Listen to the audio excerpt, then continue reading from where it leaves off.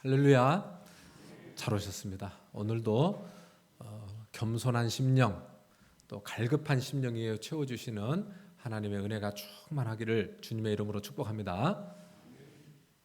영성가 헨리 나우엔이 한 말 중에 이런 말이 있습니다. 하나님께서 우리를 사랑으로 이끄시는 방식은 우리가 만나는 사람들을 통해서다. 하나님께서 우리를 사랑으로 이끄시는 방식은 사람들의 만남을 통해서. 참 공감이 되는 말이죠. 돌아보면 우리 인생은 수많은 만남의 역사로 이루어져 있습니다. 부모님과의 만남으로 우리의 생명이 시작됐고, 자라면서는 선생님을 만나고 친구들을 만나고, 결혼하면서 배우자를 만나고, 또 사회생활을 통해서 동료들을 만나고, 또 이웃들을 만나고, 또 우리가 신앙을 갖게 되면서 교회라는 공동체 안에 들어와서 형제 자매들을 우리가 함께 만나서 또 은혜를 누리고, 모두 다 우리 사람들의 만남으로 우리의 인생의 이야기가 다 엮어져 있는 것을 알 수 있습니다. 오늘 그런데 하나님께서는 이 만남을 의미 없게 지나가는 만남이 아니라 이 만남들을 통해서 우리에게 뭔가를 깨닫게 하시고, 또 보여주시고, 또 우리를 성장하게 하시고, 우리를 인도해 가셔요. 그러니까 의미 없는 만남은 하나도 없고, 실수를 통해서 만난 것 같았지만 그 만남을 통해서도 하나님께서는 우리 인생에 꼭 의미 있는 그런 일들을 이루어가고 계신다. 하나님의 관점에서 보면 모든 만남은 하나님의 손 안에 있다는 거예요. 그래서 오늘 우리가 살펴볼 본문이 바로 하나님의 특별한 이 만남을 우리가 알 수 있습니다. 우연처럼 보였던 만남이지만 그 속에서는 하나님은 엄청난 역사를 인도하고 계시는 거예요. 아나니아와 사울과의 만남, 하나님의 사람 아나니아와 예수를 핍박하던 사울과의 만남이에요. 도저히 이루어질 수 없는 이 만남 속에서 하나님은 큰 그림을 그리고 이 만남을 주선해 가고 계시는 이 장면을 우리가 읽어보았습니다. 그래서 오늘 이 만남을 한번 생각해 보려고요. 여러분, 사울은 우리가 지난 주일날 우리가 9장의 말씀을 통해서 충분히 나눠보았습니다. 사울은 어떤 사람이었습니까? 사울은 예수를 믿는 자들을 핍박하던 자 아니었습니까? 대제사장에게 공문을 받아 가지고 집집마다 찾아가서 사람을 끄집어내서 옥에 가두는 그런 사람이었어요. 그런데 그가 공문을 가지고 다메섹에 가다가 부활하신 주님을 만났잖아요. 주님의 음성을 들었잖아요. 그 강한 빛, 그 빛 앞에서 그냥 눈이 멀고 거꾸러지고 말았어요. 식음을 전폐했어요. 앞을 볼 수가 없었어요. 절망 속에 있었어요. 그런데 하나님께서 아나니아라고 하는 제자를 불러서 사울의 집에 가보라는 거예요. 그래서 사울을 만납니다. 하나님 말씀 순종해서 손을 얹고 기도해요. 그런데 그때 놀라운 역사가 일어나죠. 식음을 전폐하고 눈 앞을 볼 수 없었는데 눈에서 비늘 같은 것이 벗어졌다 그랬어요. 육신의 눈도 열리고 영안의 눈도 열리고 그의 마음도 변화되고, 그래서 사울이 바울이 되는 놀라운 기적 같은 그 역사, 이 아나니아와 사울의 만남을 통하여 하나님께서는 놀라운 선교의 새로운 방향을 열어가시는 것을 우리가 보게 됩니다. 자, 그래서 오늘 이 아나니아와 사울의 이 만남, 너무나도 귀하고 소중한 만남이죠. 이 만남을 통해서 하나님께서는 하나님의 나라를 세워가시고 또 하나님의 뜻을 성취해 가셨어요. 오늘 우리의 만남도 똑같습니다, 여러분. 평범해 보이는 만남 같고 내가 선택해서 와서 만난 그런 만남 같지만 결코 그렇지 않아요. 하나님의 큰 흐름과 섭리 속에서 우리 인생 가운데 만나게 하신 이 만남 속에는 하나님의 특별한 뜻이 있다는 거예요. 그러니까 이걸 알면, 우리의 만남이 하나님이 관여하시고 하나님이 이루시고자 하시는 뜻이 있다는 것을 알면 평범한 만남이 아닌 비범한 은혜가 넘치는 만남으로 바뀌어지게 되는 거예요. 그래서 오늘 우리에게 이런 눈이 열렸으면 좋겠다. 만남을 통해서 하나님이 어떻게 일하시는지를 바라보는 눈이 열려서 우리의 만남을 정말로 특별한 은혜가 있는, 하나님이 역사하실 만한 그런 만남으로 변해지는 그런 은혜가 오늘 이 말씀을 통해서 이루어지기를 주님의 이름으로 축복합니다. 이런 하나님의 뜻이 이루어지는 만남이 되기 위해서 오늘 말씀을 통해서 보면 몇 가지 우리에게 필요한 게 있어요. 이미 말씀드렸지만 만남을 통해서 일하시는 하나님의 섭리를 보는 눈이 있어야 돼요. 우리의 생각과 우리의 방식이 아닌 하나님의 뜻, 하나님의 섭리로 인도해 가시는 것, 그런 손길이 있다는 것을 우리가 먼저 인정을 해야 돼요. 오늘 본문을 보면은 다메섹에 있는 아나니아라고 하는 제자를 지금 부르십니다. 예수님이 부르셔요. 아나니아야 그랬어요. 그러니까 아나니아가 예 주님 내가 여기 있습니다. 그렇게 이야기를 했어요. 그러니까 11절에 주님이 뭐라고 말씀하시느냐, 일어나 직가라 하는 거리로 가서 유다의 집에서 다소 사람 사울이라 하는 사람을 찾으라, 그가 기도하는 중이니라 그랬습니다. 지금 사울에게 찾아가라고 아나니아를 불렀어요. 그런데 여러분 이미 예수님께서 이 사울에게도 이 만남이 있을 것을 미리 말씀하셨어요. 이 본문 앞전에 9장 6절을 보면은 너는 일어나 시내로 들어가라, 내가 행할 것을 너에게 이를 자가 있느니라 그랬어요. 사도 바울이 다메섹 도상에서 눈이 멀고 거꾸러지고 아무것도 볼 수 없었을 때에 그때 주님이 주셨던 말씀, 너는 시내로 들어가라. 그러면 네게 행할 일을 가르칠 사람이 있을 것이다. 먼저 말씀하셨어요. 그리고 또 직가라는 동네에 사울이 있으니 아나니아야 너가 가서 만나라 이렇게 말씀하시는 거예요. 여러분 이걸 보면은 하나님은 직접 사울에게 모든 것 다 말씀하시고 사울을 확 변화시켜서 일을 시키실 수 있는데 왜 하나님은 하나님의 일 가운데 아나니아라고 하는 이 사람을 개입을 시키느냐 이 말이에요. 그래서 아나니아를 설득시키고 가라고 해서 아나니아가 가서 그렇게 일을 행합니다. 효율적인 면으로 보자면 아주 비효율적이에요. 하나님이 일하시는 방식이 우리가 효율성을 따지는 우리 입장에서 보면 비효율적이에요. 하나님이 하셔도 될 일을 왜 그렇게 사람을 설득시켜서 이 사람 보내고 저 사람 보내서 이렇게 해서 일을 하시느냐는 거예요. 이게 하나님이 일하시는 방식이라는 거 우리가 알아야 돼요. 예수님이 이 땅에 오셔서 공생의 3년 반을 지나실 때에 예수님은 하나님의 아들이시고 메시아시고 살아계신 하나님이시기 때문에 능력이 있으세요. 그분이 혼자서 기적도 행하시고 말씀 가르치시고 하나님의 일들을 충분히 감당할 수 있지만 예수님이 이 땅에 오셔서 제자들을 부르십니다. 12명의 제자들을 부르셔요. 근데 하나같이 이 제자들이 예수님의 마음을 알지 못해요.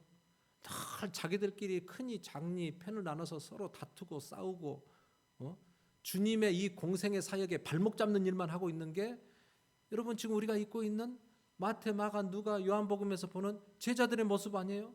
그들은 예수님이 십자가에 죽으신 이유도 알지 못했던 자들이었어요.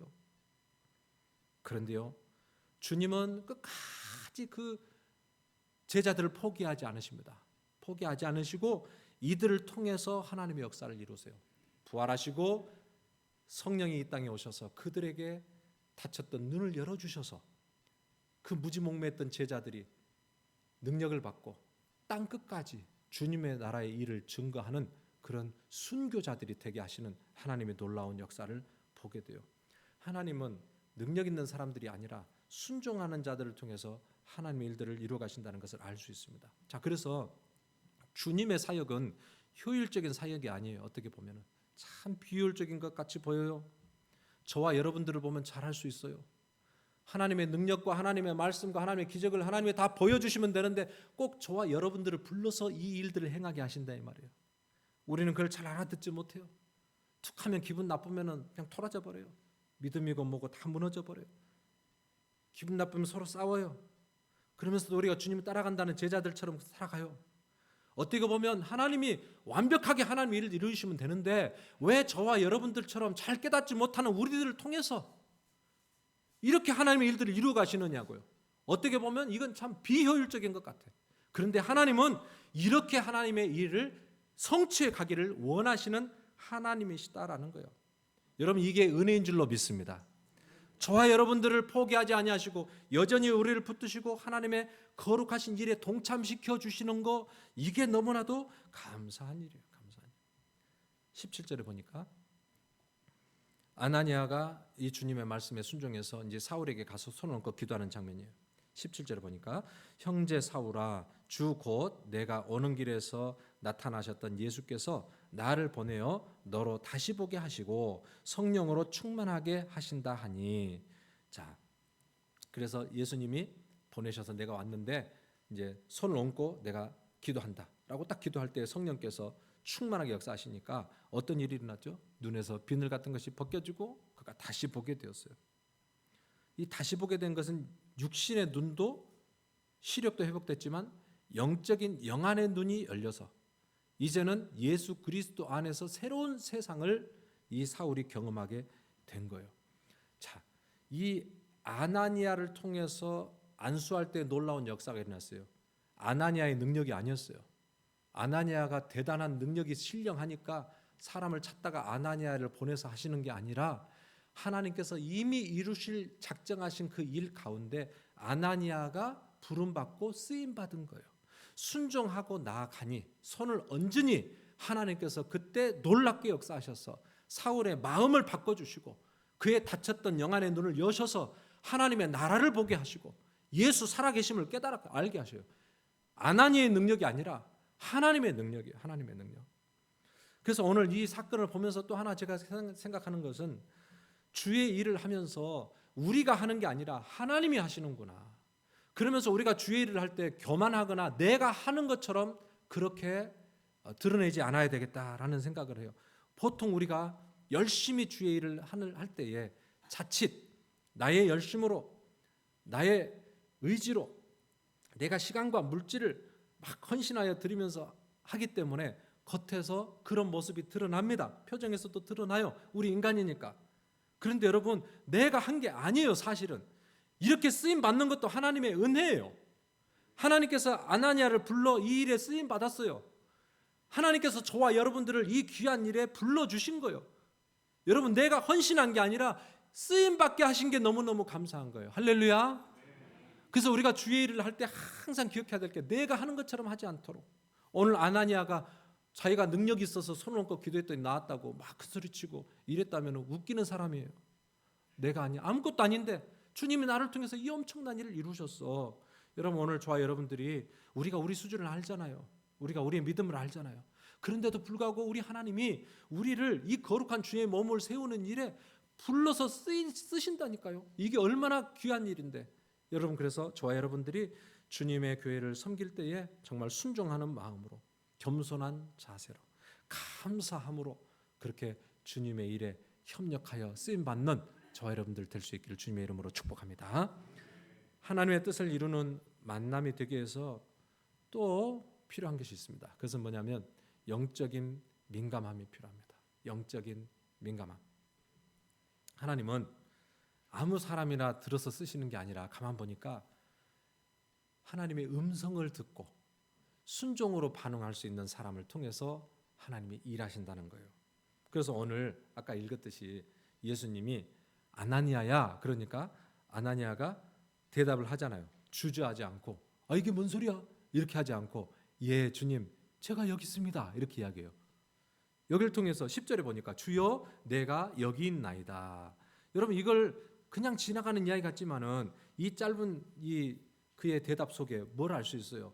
아나니아는 평소에 하나님과 깊은 교제를 누리고 살아갔던 사람이에요. 그래서 주님이 말씀하실 때에 그 말씀을 얼른 알아듣는 거예요. 깨닫게 하실 때에 감동을 주실 때에 주님이 이렇게 하라고 하시는 거구나. 이런 쪽으로 하나님 나를 움직이시는 거구나. 이걸 얼른 깨닫는 사람이에요. 아나니아야 예 주님 내가 여기 있습니다.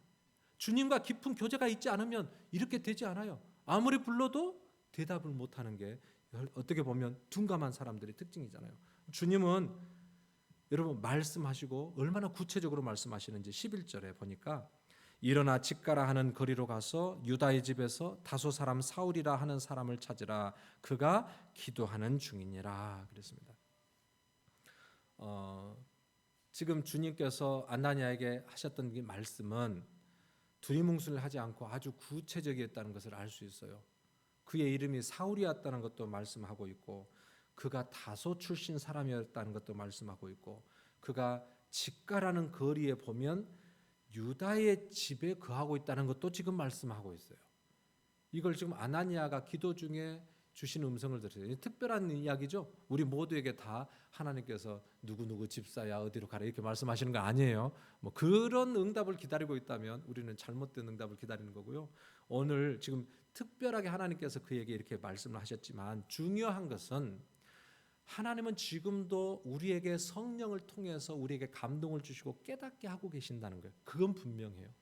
우리의 마음속에. 그러니까 성령의 음성을 깊이 들으면 들을수록 하나님이 뭘 원하시는가가 선명하게 깨달아지는 거예요. 그게 하나님과 깊이 교제하는 사람이에요. 우리가 주님을 섬긴다 하고 예배도 다 드릴 수 있어요. 그러나 영적인 민감함이 있는 성도가 있고 영적으로 둔감한 성도가 있어요. 둔감한 성도는 불러도 뭔 소리인지를 모르겠죠. 둔감한 성도는 말씀을 통해서 얼른 기도를 통해서 얼른 주의 생각을 깨닫습니다. 성령은 우리에게 말씀하시기 때문에 요한복음 14장 26절 우리가 함께 읽어봅니다. 시작.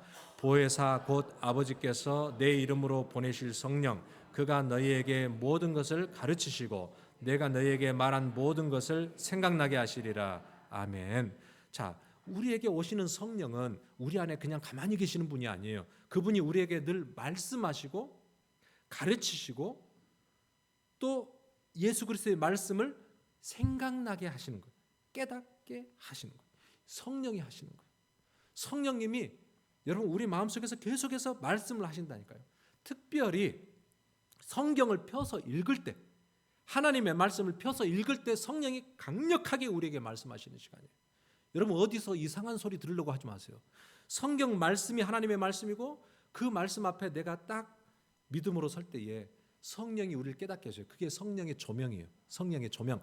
여러분 이렇게 조명을 켜놓으면 어두운 것에서 밝아지는 것처럼 똑같은 성경 글씨를 읽는 것 같아도 하나님께서 조명을 해주시고 깨닫게 해주시면 그 말의 의미가 깊이 내 안에 다가오는 거예요. 아, 이런 말씀이구나. 그 말씀 속에서 주님의 음성이 막 들려지는 거예요.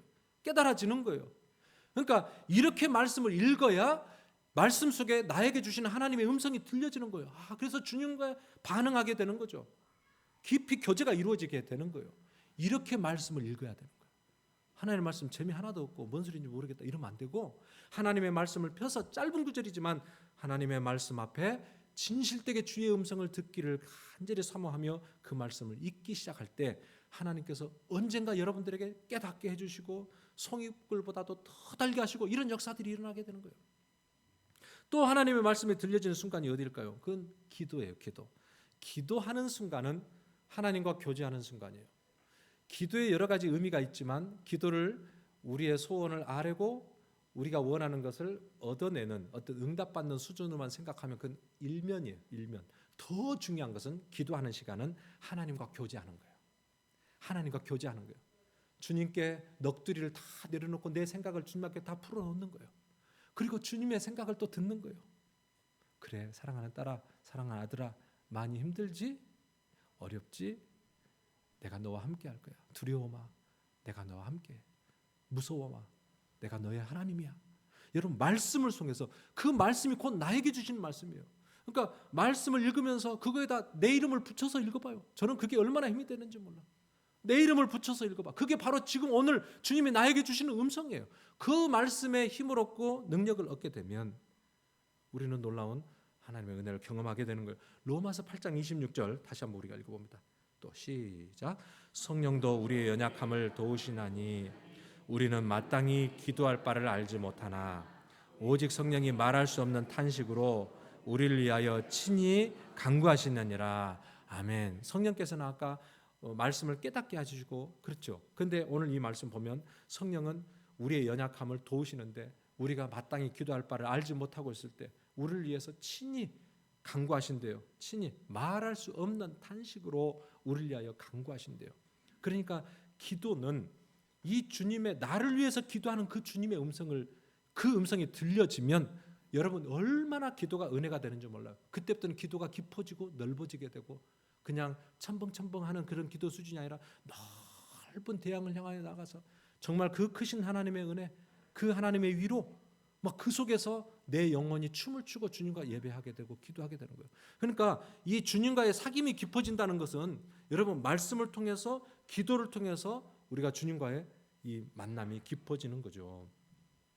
그래서 주님께서 우리에게 여러 가지 방법을 통해서 말씀하십니다. 꼭 말씀과 기도만이 아니라 우리 이 자연 만물을 통해서도 말씀하시고, 우리가 책을 읽다가도 그 책을 통해서도 깨닫게 하시고, 때로는 성도들과 대화, 자녀들과의 대화를 통해서도 나에게 주시는 하나님의 음성이 있어요. 그러니까 우리가 항상 마음의 문을 열고 하나님이 나에게 뭐라고 말씀하시는지에서 귀를 열고 있다면 우리가 그 음성을 분별할 수 있고 또 음성에 민감하게 반응할 수 있는 그런 은혜가 열리게 되는 거예요. 오늘 여러분 보세요. 오늘 아나니아에게 예수님께서 사울을 찾아가라 하셨을 때에 그 말씀을 못 깨달았다면 이런 역사가 일어났겠습니까? 아니면은 깨달아도 내가 어떻게 거기까지 갑니까? 아니면 내가 잘못 들었나? 그 보통 일이 아닌데, 그렇게 하고 차일피일 미뤘다면 이런 역사가 일어나겠느냐고요. 그러니까 그 말씀이 들렸을 때 그 말씀에 순종을 했을 때에 하나님의 놀라운 역사가 이루어지게 되는 거예요. 그래서 여러분, 우리의 삶 속에서 하나님이 나에게 주시는 감동, 생각이 있으면 얼른 그것을 실천에 옮기는 게 중요한 거예요. 잘못 들었나? 에이 뭐 그렇게 하면 또 더 어렵겠지. 여러분, 이렇게 지나가는 것이 성령의 음성을 우리가 무시하는 거예요. 그런데 여러분, 나에게 주시는 그 마음, 생각, 그걸 기도하면서 그것이 선명하게 주님이 주신 음성이라는 걸 확인되면 순종을 해보시라 이 말이에요. 얼마 전이었어요. 이제 근데 어떤 성도님이 신방을 해달라 그래서 갔는데 굉장히 어려운 상황 속에서, 마음이 어려운 상황 속에서 신방을 요청했던 것 같아요. 그래서 목사님 오셔서 한번 기도를 해주시고 예배해 주셨으면 좋겠다 해서 가서 기도를 하고 찬양을 하는데 얼마나 은혜가 되는지.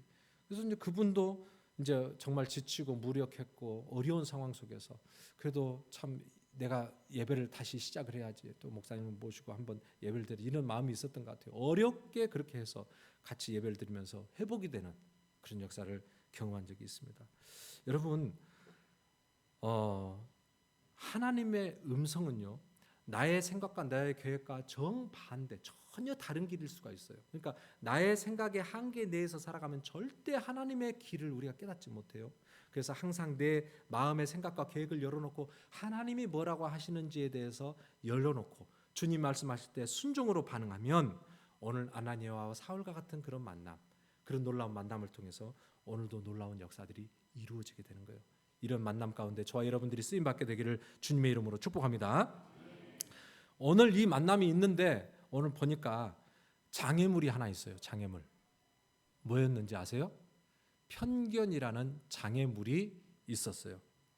자, 13절 14절에 보니까 함께 읽어봅니다. 시작. 주여, 이 사람에 대하여 내가 여러 사람에게 들었나이다. 그가 예루살렘에서 주의 성도들에게 큰 해를 끼쳤고 지금도 주의 이름을 부르는 모든 사람을 결박할 권한을 가지고 이곳에 왔나이다. 아멘. 하나님께서 지금 찾아가라 그랬잖아요. 그러니까 사울에 대해서 제가 이미 들은 바가 있다는 거예요. 그래서 가서 안수를 하고 축복하라 그러니까 아멘으로 순종하지 못했어요. 이미 사울에 대한 나의 생각이 있었거든요. 어떻게 보면 선입견이고 편견이고, 그걸로 인해서 마음에 또 두려움도 있을 수 있겠죠. 어떻게 그렇게 핍박하는 사람을, 그 스데반 집사님을 돌로 쳐 죽인 그 장본인을, 교회를 핍박하는 사람을 왜 내가 찾아가야 됩니까? 왜 내가 그에게 축복을 해야 됩니까? 어떻게 보면 아나니아에게 지금 이 마음에 부담이 있는 거예요. 마음에 장벽이 있는 거예요. 도저히 다른 사람은 가겠는데 내가 사울이라는 사람에게 가서 지금 손 놓고 기도한다는 것은 내 마음에 거리낌이 있습니다. 지금 그거예요. 여러분, 그 안에 지금 어떤 마음의 장애물, 편견이 있죠. 사울에 대한 편견, 우리 인간이 가지고 있는 그 사람에 대한 평가, 편견, 그런 사람은 이 사람이 이런 사람입니다 라는 편견, 그것이 종종 하나님의 일을 행하는데 걸림돌이 될 수 있다는 것을 오늘 이것을 통해서 말씀을 해주고 있어요. 도저히 안 됩니다. 못 가겠습니다. 그랬거든요.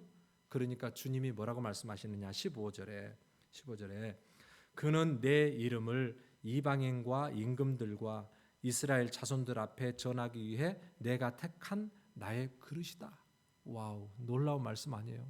그 핍박자고 교회에 백해무익한 사람이에요. 그 사람을 찾아가서는 안 된다고 아나니아는 생각했지만 하나님의 마음은 달라요. 뭐라 그래요? 그는 원수가 아니야. 그는 교회에 정말 귀하게 쓰임 받을 도구야. 복음을 위해 내가 택한 나의 그릇이야. 우리 인간은 우리의 관계로 생각하면 도저히 교회에 와서는 안 될 존재, 은혜 받아서는 안 될 존재, 우리가 상종 못할 그런 존재로 봐요. 그런데 하나님의 눈은 완전히 다른 거예요. 하나님은 그가 교회를 부흥시키고 그가 하나님의 나라를 이룰 나의 큰 그릇이야. 여러분, 그래서 오늘 어떻게 보면 하나님께서 그냥 사울을 변화시킬 수도 있지만 아나니아를 통해서 이 일들을 이루어 가시는 것은 어쩌면 아나니아 안에 사로잡고 있는 그런 편견, 사람에 대한 편견, 하나님의 역사를 이루어 가시는데 걸림돌이 되는 우리 각자의 편견, 그 편견들을 무너뜨리기 위해서 아나니아를 불러 이 놀라운 기적 같은 역사의 현장에 그를 끌어가시는 거예요. 저와 여러분들에게도 이런 편견이 있습니다. 사람은 다 편견이 있으니까. 사람에 대한 평가를 자기 나름대로 가지고 있습니다.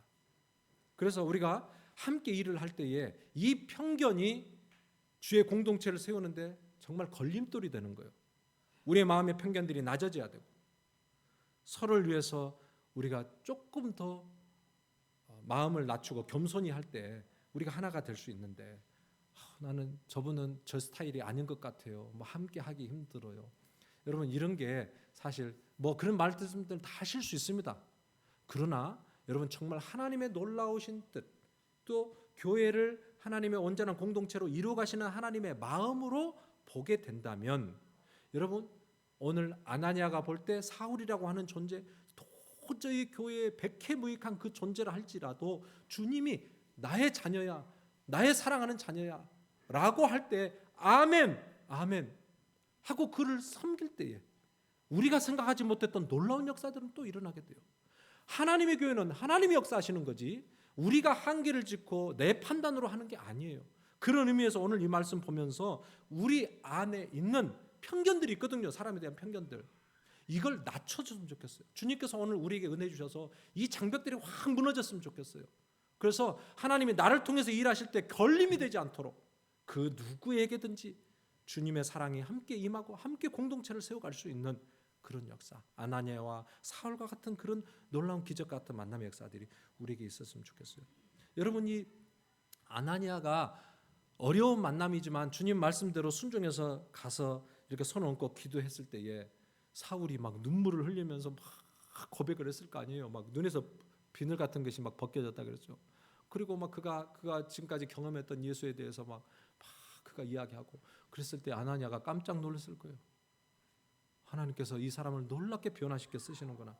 그러나 나중에 그 사울이 변하여 바울이 되고 1차, 2차, 3차 전도 수많은 교회를 세우고 이방인들을 주께로 돌이키고 마지막 순교하는 그날까지 정말 주의 일에 멋지게 쓰임받았다는 이 소식을 들을 때에 이 아나니아가 얼마나 그 마음에 기쁨이 있었겠어요.